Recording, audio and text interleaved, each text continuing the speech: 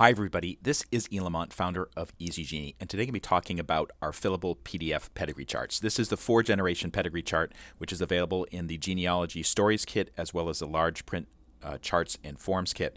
And the great thing about them is you can type into them. A lot of PDFs you download off the internet, you can't type into them. You can print them out and fill them out with handwriting. But if you have bad handwriting, this is really great because you can start typing. One thing to note, these blue fields here, these will not show up when you print it. So it will just be a pristine white copy with whatever you type in there. I highly recommend using Adobe Acrobat, whether you're using a Windows machine or a Mac. I do not recommend using this on an iPad or on an iPhone or anything like that because they're really difficult to save the charts. And I do recommend doing this. Save a new copy of the chart as you use the chart. And then when you're ready to do a new chart, you can create a new copy. You can create as many copies as you like for personal use. So one thing I like to do when I'm starting out, I like to first of all put my name because this chart may exist decades from now, and the person who's looking at the information might want to know the provenance of the information. For the date, I often use a real date, like the date that I'm doing this by the month, because sometimes it takes me a few days to work on this. The other thing I like to do is kind of put a code in there that I can use as a reference later on. So for this one, I might use K.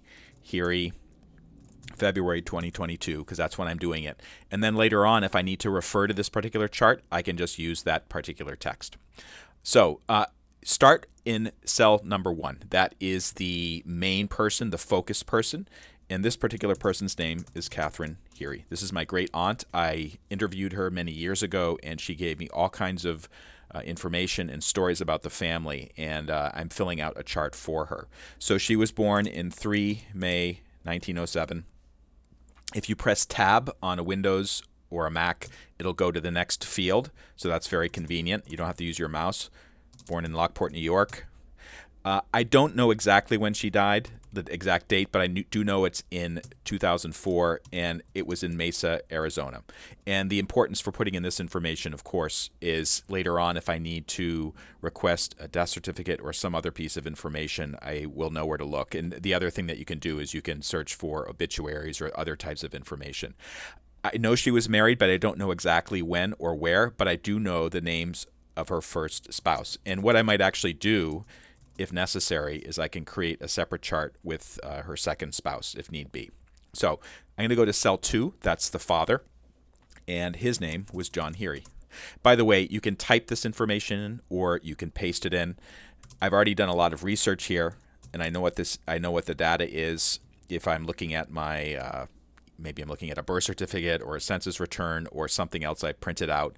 I know this person was born in Lockport, New York. And I know that he died on 17 October 1935. Okay. Died where? In Lockport as well. All right. So cell number 3, that is the mother, Mary Jeanette Wallace, 19 December 1870. Born where? So she was born in Lundy's Lane, Ontario.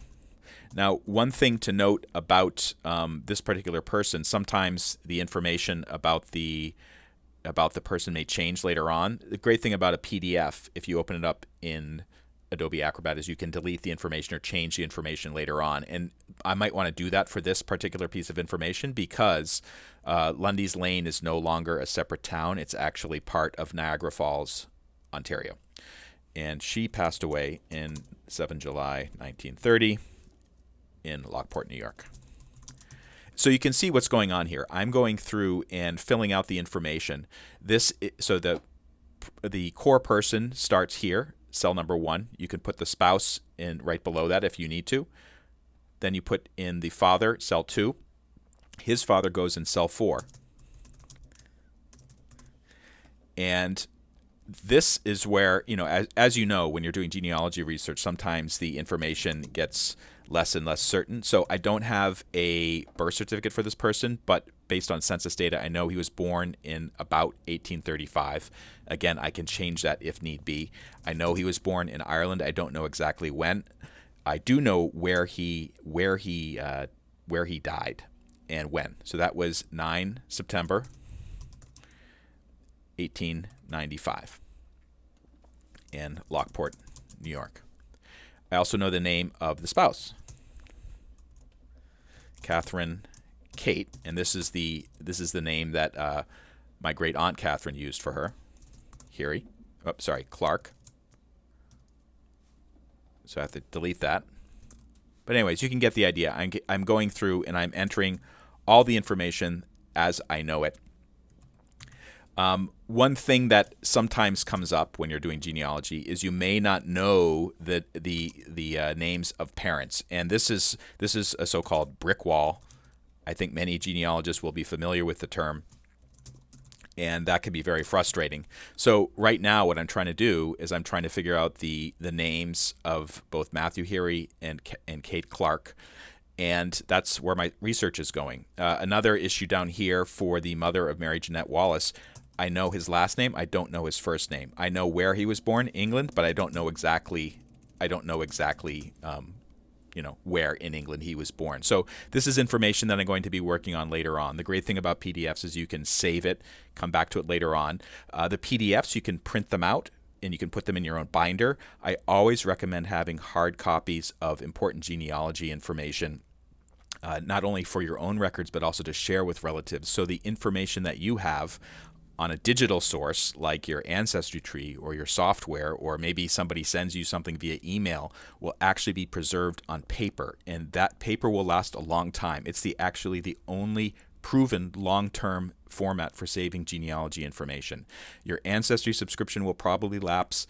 The email that you send somebody about the family will probably be forgotten or deleted by accident. But if you have a paper record and print them out, share them with other people, that greatly increases the hard research that you do will be shared and passed down for the generations to come.